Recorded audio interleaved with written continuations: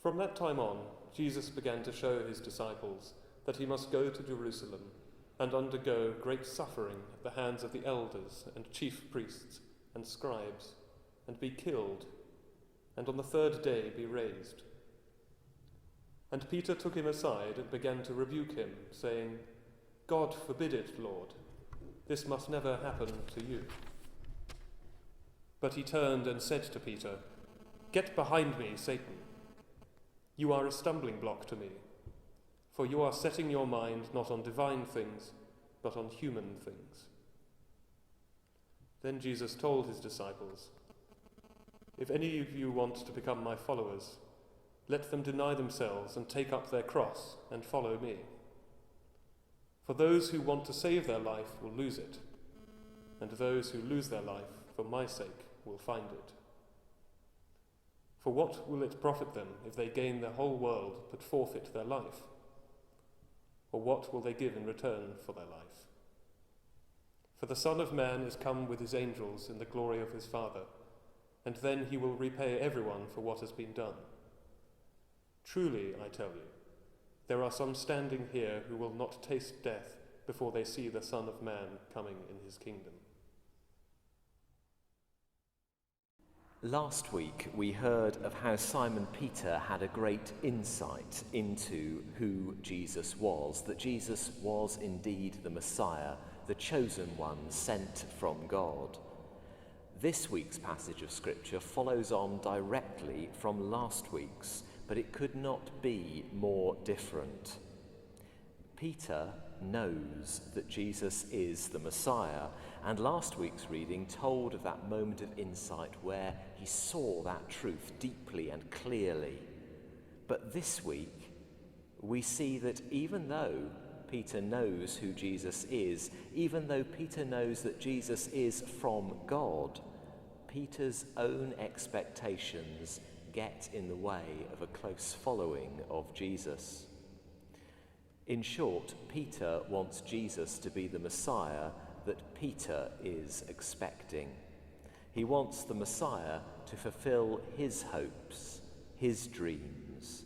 He doesn't want the Messiah to offer challenges to how he views the world or how he thinks. Peter probably wanted the Messiah to be some sort of earthly figure, some sort of earthly king to take over from the Romans and rule from Jerusalem. Peter has set his own vision of what the Messiah is and his own ambition for who the Messiah is and what he will do, and he's put that on a pedestal.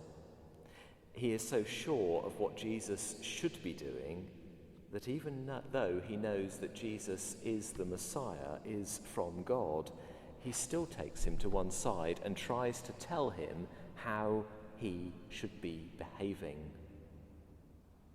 Of course, this looks ridiculous from our point of view, but I wonder whether many of us would have been any different from how Peter was. It's always easier to try to make others conform to our expectations rather than taking a good look at ourselves. That is seen today, especially on social media, where many people cannot grasp that others may have legitimate opinions or views or ways of living their lives that are not how those commenting see the world or choose to live their own life.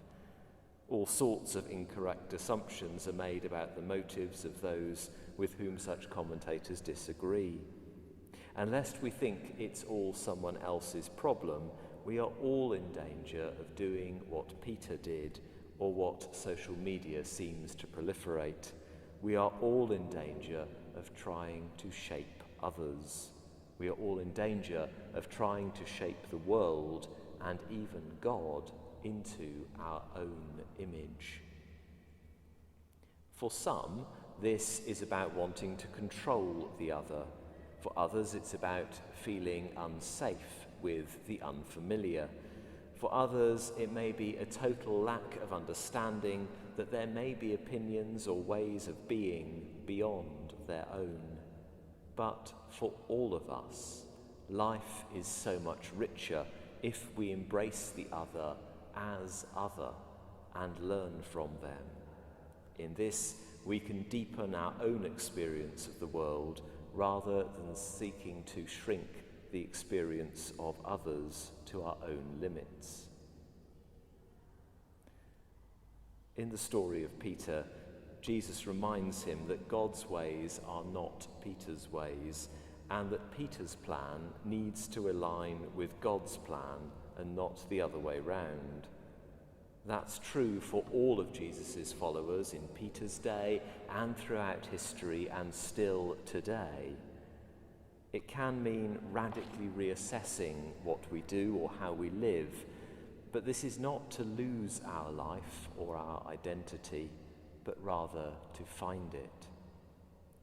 To find our identity within God and to allow ourselves to be shaped by God can be a hard thing to do. There are various methods that can help us. One of the most popular is that developed by St. Ignatius of Loyola about 400 years ago. It's usually known as the examen. It's a reflection that can be done every day or more often as needed. It's a way of simply becoming aware of God's presence in our lives and of inviting God's guidance and shaping for our lives.